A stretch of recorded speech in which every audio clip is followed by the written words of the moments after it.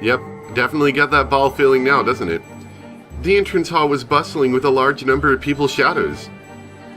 And it was sparkling gold, with the gold butterflies flying around. The gentlemen in suits and tuxedos, and the ladies in dresses looked like they were having a great number of friendly chats. At a glance, it might have looked like a fabulous medieval ball, as I stated. But they all had one thing in common, and that thing was exceedingly bizarre. Because all of them had goat heads. I don't know whether it was a goat masquerade, or whether they really had goat heads. It probably couldn't be the latter, but in this bizarre world I really didn't know which was true. Kinzo was amongst those goat nobles, greeting them. Kinzo's greetings were more respectful than would have been expected, as though these were all honored guests, and not people with goat heads. At that time, Genji's voice rang out through the hall. It was a voice calling for silence. That voice stopped the voices of idle chatter, and everyone turned to face Genji. 今宵復活を遂げましたる我らが黄金の魔女ベアトリーチェ卿のご入場でございます。皆様拍手をもってどうかお迎えください。 When Genji began to applaud, it quickly spread throughout the guests, and became a thunderous applause. And the Golden Witch appeared from the top of the large staircase.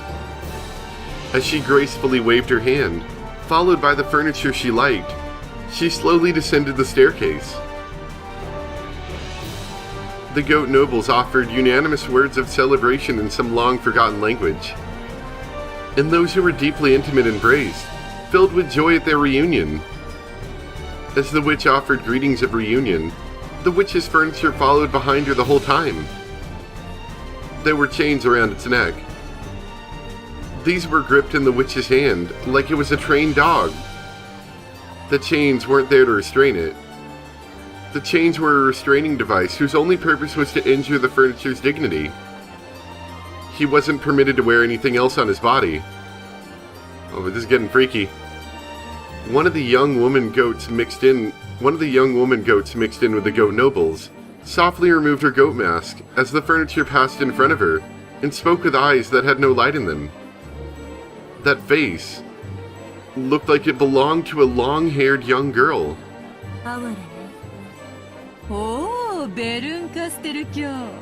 これはようこそおいでよ。わらわの家具を気に入られたか？いい趣味ね。After saying only that, the witch called Berkensteel, which I'm probably going to mess up, once again put on her goat mask, and was sucked in by the shadows of the other tall goats. Ha ha ha. Sore loser. She's irritated. 違いないな。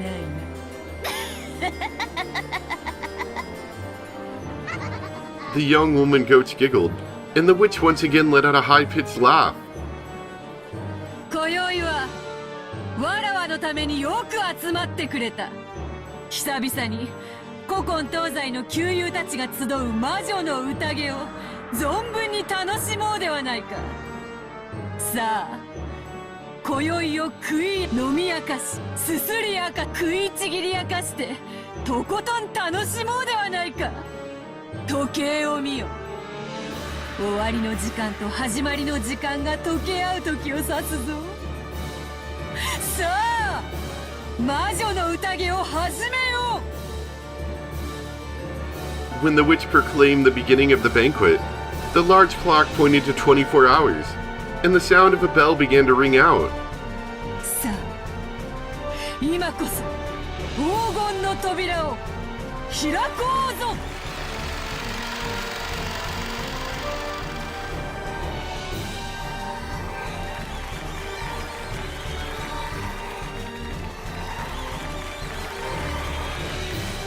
Man. Very grand display. All at once, the butterflies leaped in gold, flew all around the inside of the room. Amidst the golden storm and the brilliant gold-colored light, the cross-section of this world in a different world was cut open. Amidst the goats' delighted voices, the mansion of the human world and the mansion of those not human overlapped, and the members of the household that praised the resurrection of the Golden Witch scattered into gold butterflies, and poured out of the depths of hell. It was a golden tornado, a rondo of golden demons. Come, tonight we will put aside rank, throw open the wine cellar, drop the snake's head into the liquor pot, throw cows and chickens into the furnace alive, drink and eat and sing and dance, sneer and kill and desecrate and degrade. Well, I mean, that was sounding good until we got to the end there.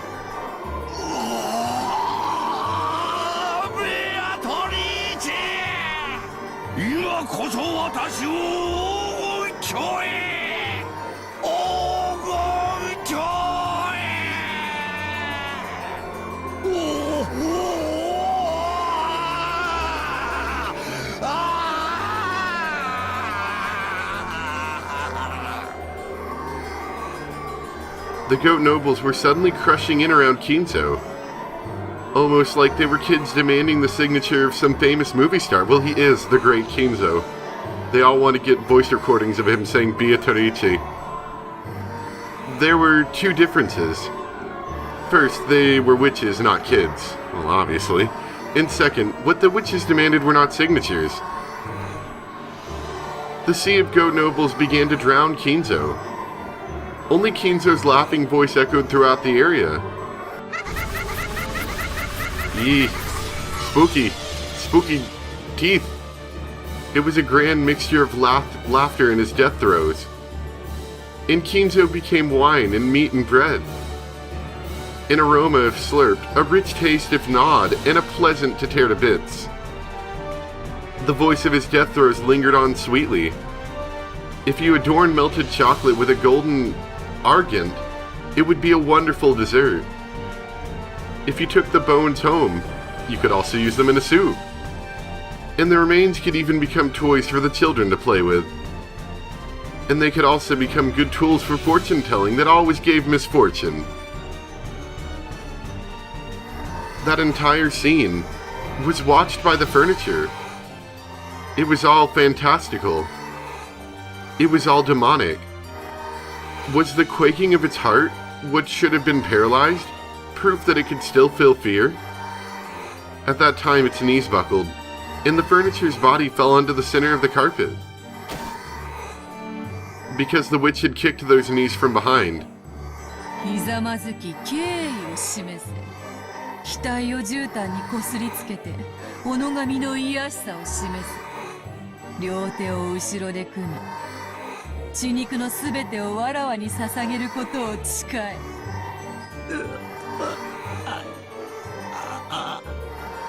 The furniture let out a painful voice. Fear is the most basic human emotions have. Was that emotion reviving its sense of self, which should have already been killed?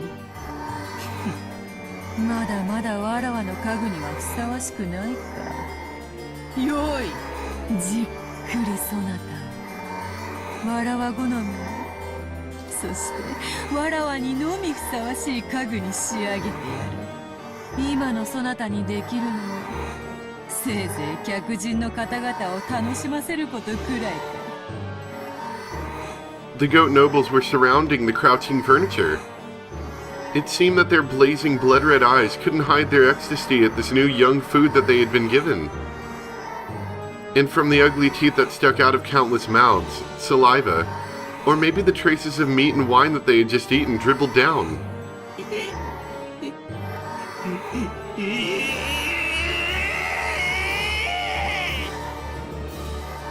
As the furniture let out a wild scream, it retreated, still sitting on its backside.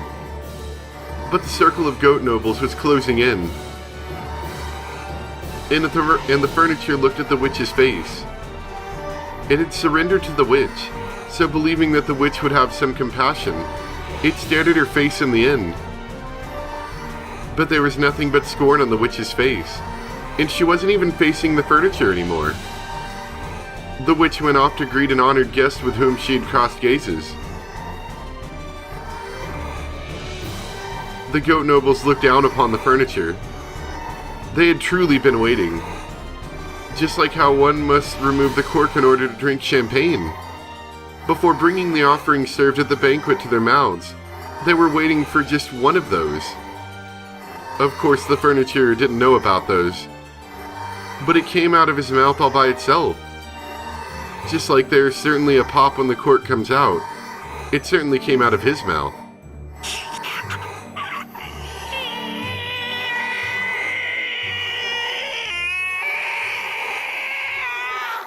Oh man, that's a spooky sound.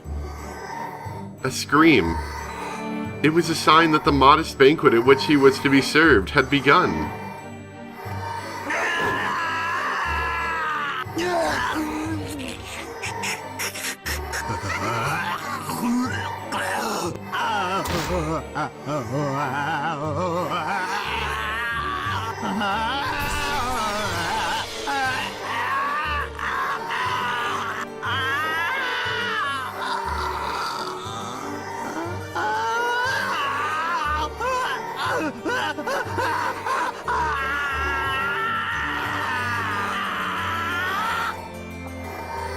I'm pretty sure today's voice acting session would have been very fun.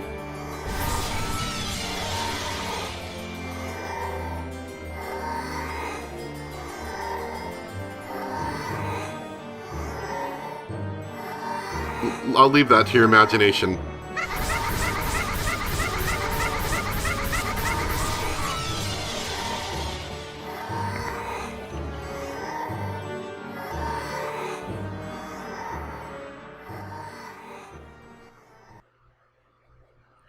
And I'm going to assume that in the first game, a similar thing to this actually happened, because when the police finally arrived, they found barely remains of their bodies. There was barely anything left, and so I'm assuming this or something similar to this is what happened on the first game as well. By now, the Rose Garden was a garden of roses and gold. A gold-colored garden where gold butterflies, gold fairies, and gold lizards rampaged and flew about wildly. Maria, hayaku! Hashite! Hayaku! Quick, hit them with your gold! Rosa held onto the blanket wrapped around the ingot and the gun, and ran at a speed Maria couldn't catch up with, sometimes pausing to call out at Maria to run faster. Therefore, she saw it every time. She saw the golden pursuers chasing them from the mansion. The mass of gold butterflies was chasing after them like a massive crawling hand. And strange-looking shadows with goat heads were chasing after them. There was no need for her to strain her eyes, because those blazing pupils told her what would happen if she was captured. Wait, Mama, I like being eaten. Maria fell down. For just an instant, Rosa was ashamed by her thoughts of abandoning her daughter and running away. And at the instant her feet touched ground, she ran back. The goat head that had sprinted over to get the first bite grabbed hold of the back of Rosa's own child's hair and pulled up.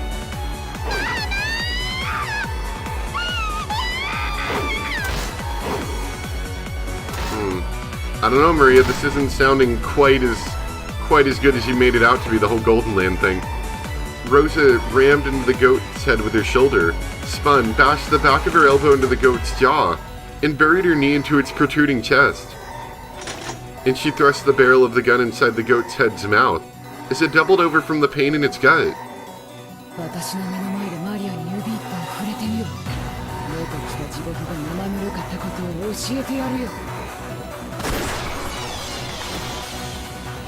The blast from the Winchester's .45 caliber long Colt bullet exploded inside the goat head's throat, and its medulla oblongata was instantly pulverized. The goat's head hadn't understood.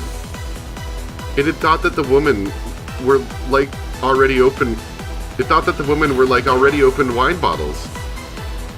It had thought that they were wine bottles, and that turning them upside down would immediately cause their deep red contents to come out. Maria, who had been released, hugged Rosa. But the pursuers were still coming. They could see the giant goat heads, who had given up pretending to be human, running towards them from across the rose bushes. Rosa spilled several extra bullets, which had been in the pocket of her coat, all over the place, and told Maria to pick them up.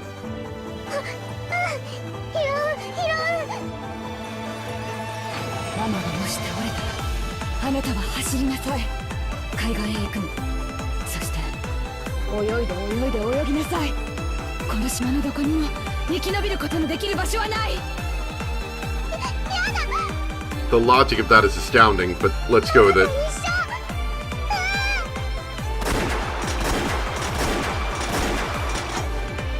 Rosa's gun roared 4 times.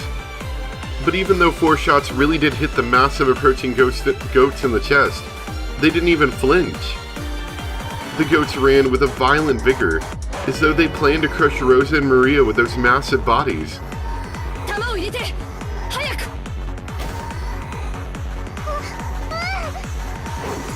Rosa grasped the blanket with the ingot in both hands, and she herself sprinted, pulling it along, without even an ounce of fear of those strange-looking giants. If it's to protect my daughter, I'll overcome even hell.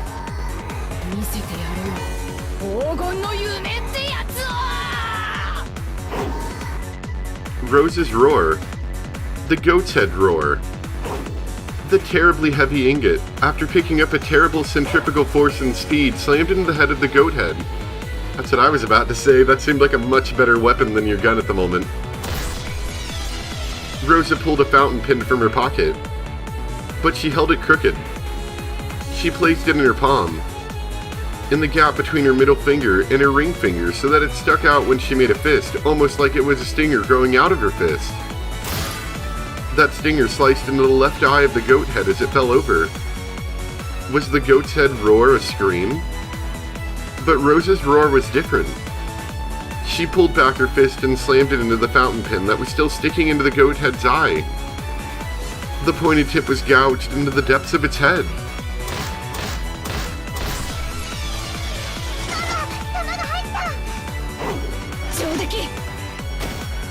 When Rosa grabbed the gun Maria had thrown, the giant finally tumbled on the ground with a thunderous crash. However, at the same time, I saw the goat head pursuers on the other side of the rose bushes increase in number. I've gained enough distance for now. I held onto the blanket wrapped around the ingot and the gun, and once again ran with Maria. I don't know, I feel like dropping the ingot might be a smart move at some point here. Why am I running with a gun in my right hand and the gold in my left? Why don't I let go with one hand and grasp Maria's hand? I can't let go of the gun that protects my body. I can't let go of the gold that protects my future. But even so, I let go of the hand of my daughter, the person who is my future? Run. Run, run. She got out of the rose garden and began to run down a staircase through a grove of trees. But Rosa knew. This path through the grove turned and twisted many times and only seemed long. She tore straight through it. She had always played here since she was a kid. So she knew. To the beach, to the beach, to the sea, to the... okay, I'm wondering where in her plans she plans on swimming with this very large gold weight.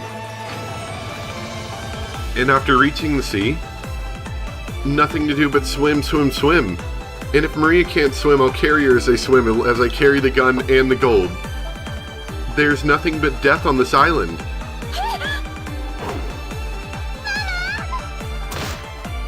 As she raced down the stairs, she took a bad step. A violent pain ran up her left ankle and her mind went completely blank. Rosa fell down several stairs, shocked by her ankle, which was bent at an odd angle. And the blanket with the ingot wasn't there. She had let go of it the instant she fell, and it had disappeared somewhere into the darkness. Only the gun was left. Tremors in the earth were getting closer. It was only a matter of time before the goat heads flooded in. She didn't want to imagine how many there would be or how strange they would look.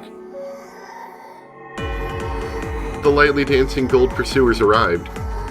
The gold butterflies surrounded Rosa and Maria, waving and clamoring as though saying, "The prize is here, the prize is here!" Rosa couldn't even try to get up. The violent pain from her broken ankle was so great that she couldn't ignore it, even in her last moments. What am I doing? I had the gold, which would have been worth several million yen. I might have been able to start over with that. And yet I fell, I lost it, and that's not all. My own life is in danger. Even Maria's life is in danger? What has my life been? I was born in an incomprehensible house, with an irritating older brother and sister since the day I was born. What did I do? No matter what I did or didn't do, I was always in trouble, and bullied and made fun of. What has my life been?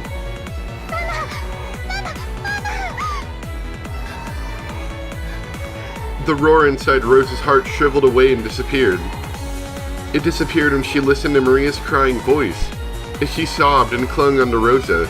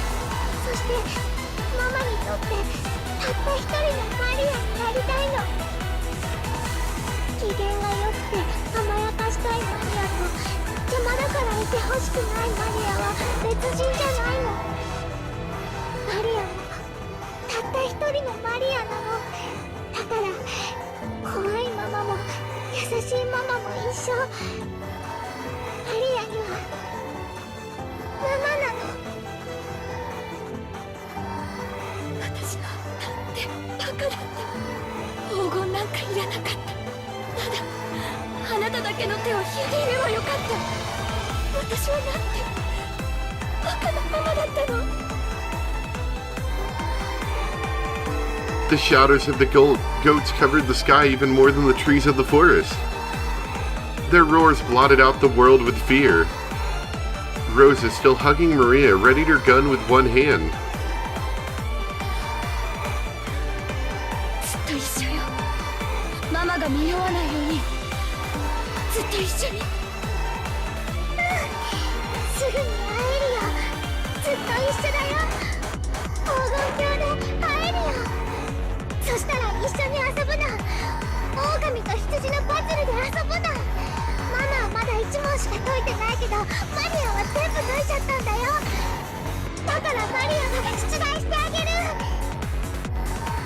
She had brought that as a birthday present, and then hadn't played it for Maria after that night.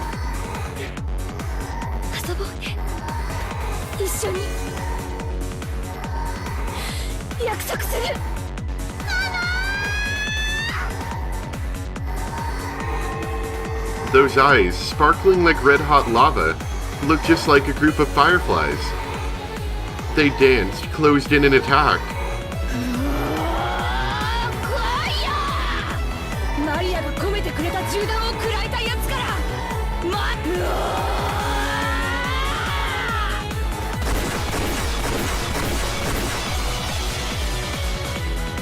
Oh, I liked that ending, that was good. Oh, I liked that a lot, actually.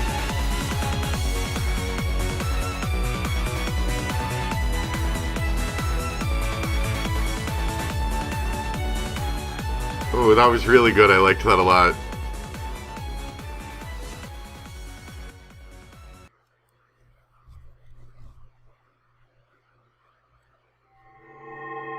Alright, that's it. The Golden Witch, in commemoration of this sojourn, has prepared a gift. So we got new stuff. So what is it? Just the same thing? New tea party? Episode 2? Alright, yeah. That's what I figured.